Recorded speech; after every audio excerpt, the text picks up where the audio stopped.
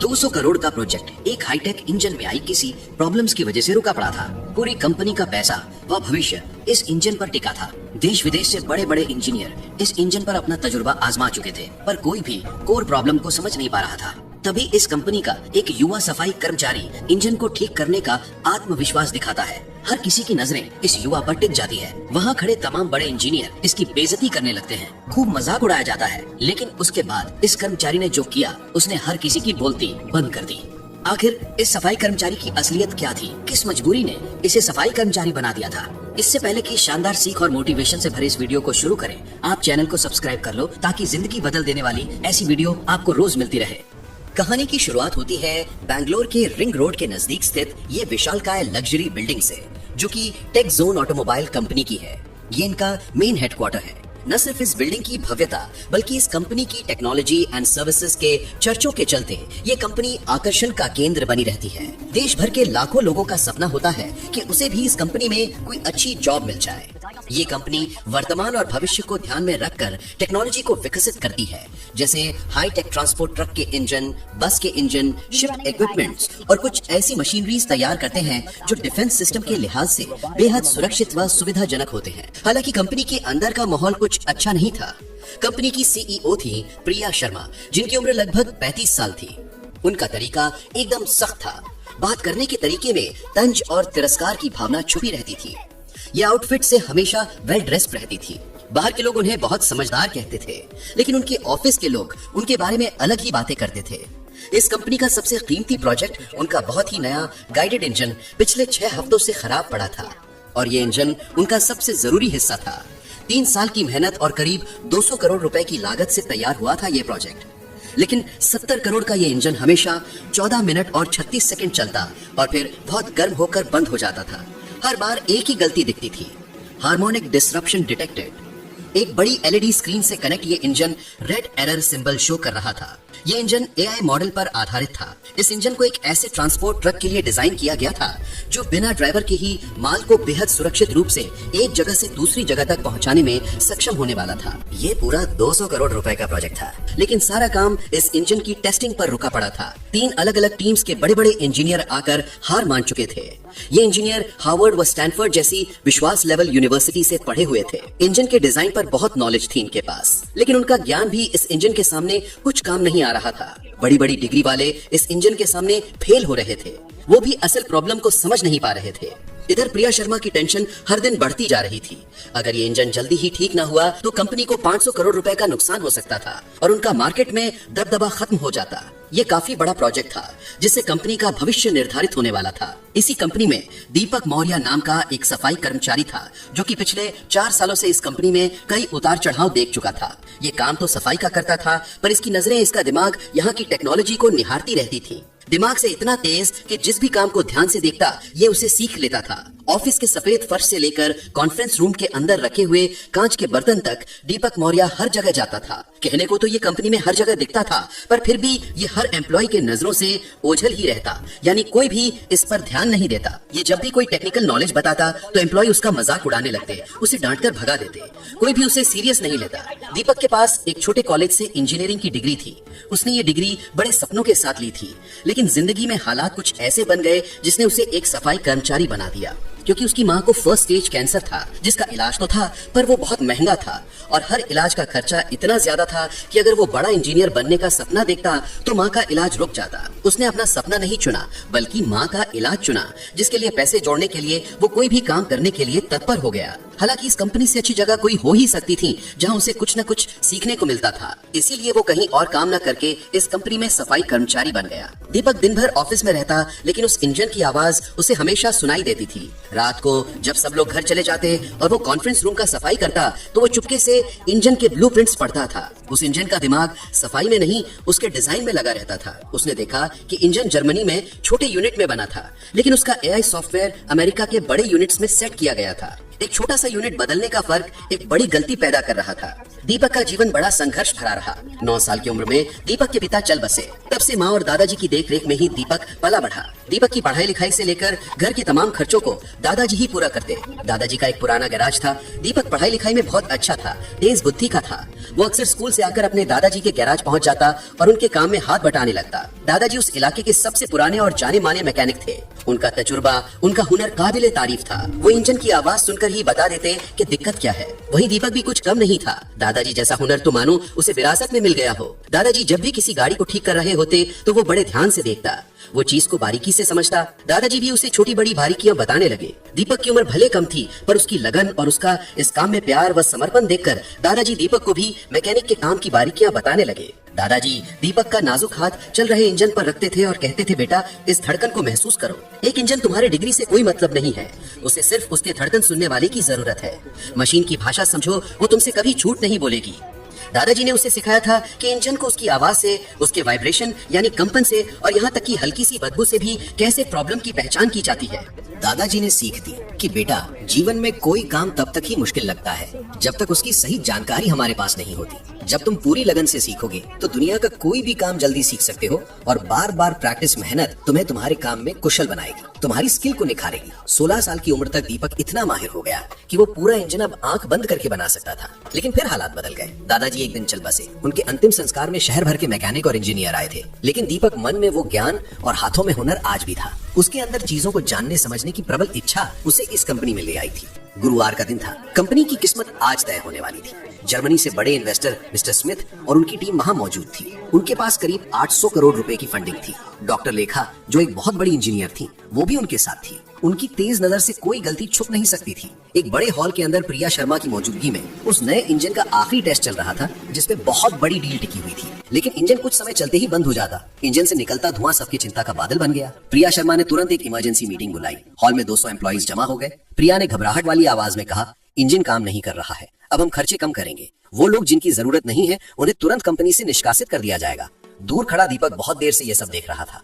दीपक हिम्मत बांधते हुए उन लोगों के करीब आकर कुछ ऐसा बोल दिया कि वहां मौजूद सबकी नजर दीपक पर टिक गई। दीपक अपना एक हाथ उठाते हुए बोला, मैम मुझे लगता है कि गलती सॉफ्टवेयर में नहीं बल्कि इंजन के कंपन यानी हार्मोनिक फ्रीक्वेंसी सेट करने में है।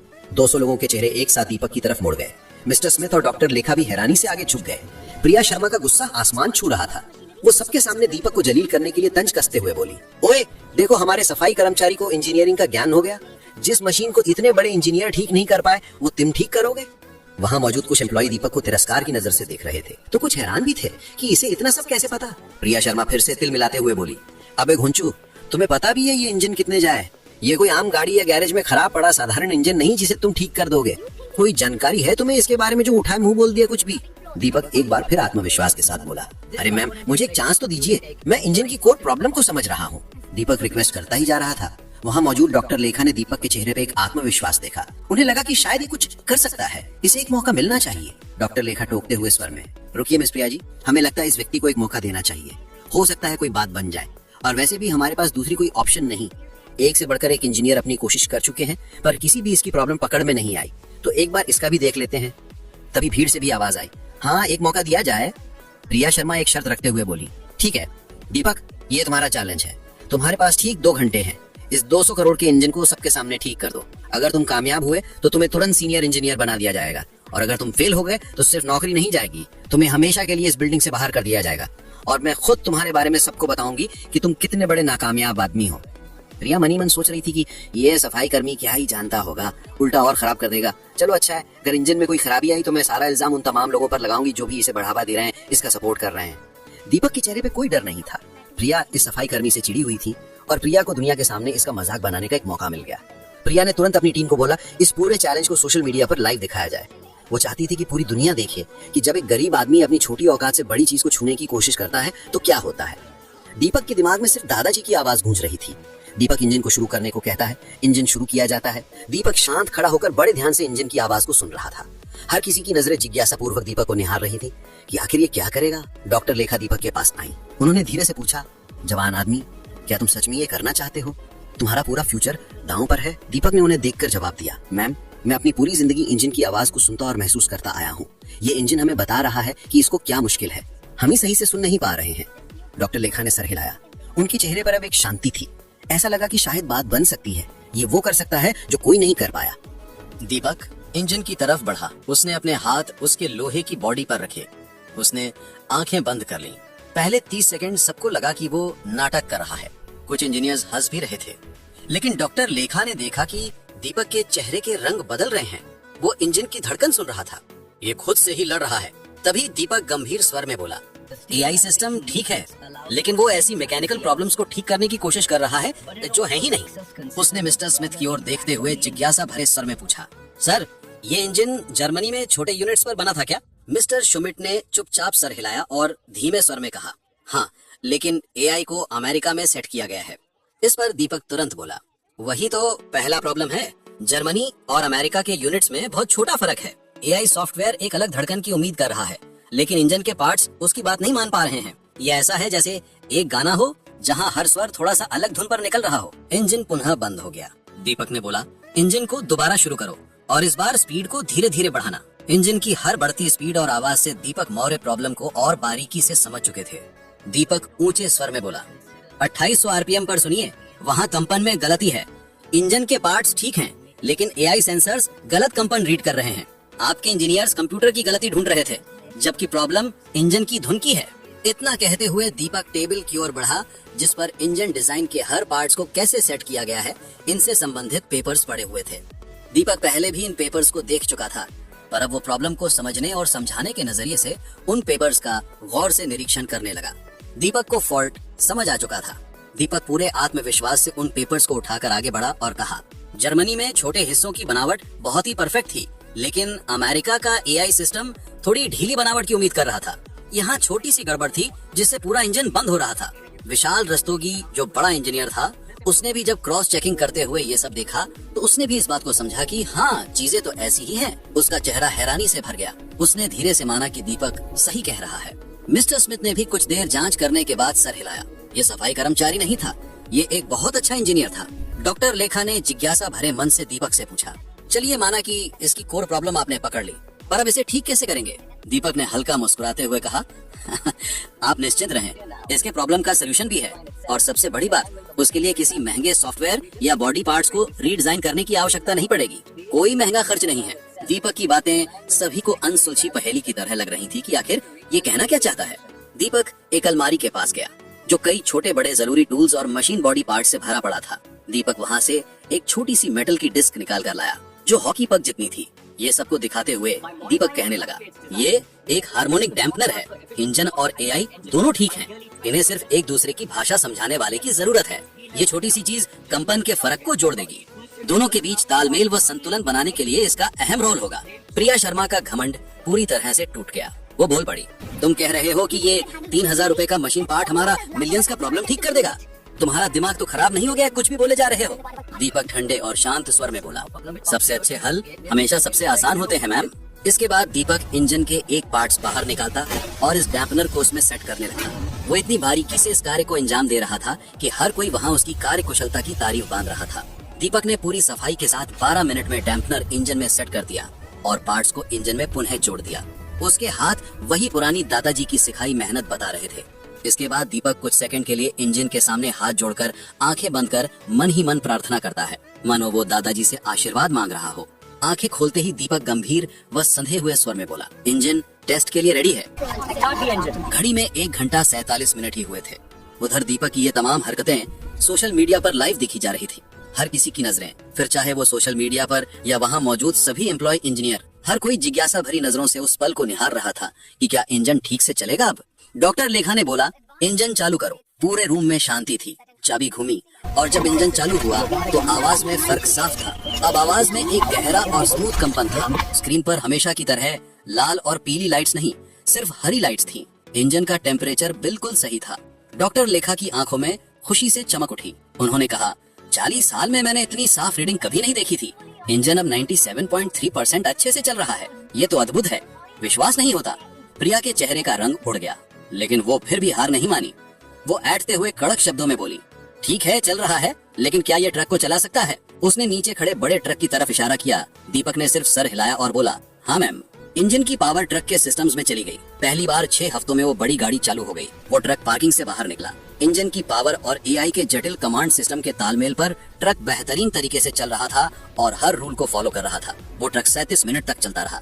मिस्टर स्मिथ और उनके साथी बहुत खुश हुए। ये परफॉर्मेंस उनके सारे पुराने प्लान से भी बेहतर थी। डॉक्टर लेखा ने जब इंजन बंद करने को कहा तो पूरे रूम में सबने सुकून की सांस ली। 6 हफ्ते की नाकामयाबी सिर्फ 1 घंटा 47 मिनट में ठीक होकर बड़ी सफलता में बदल गई थी, और वो भी एक सफाई कर्मचारी के हाथ से।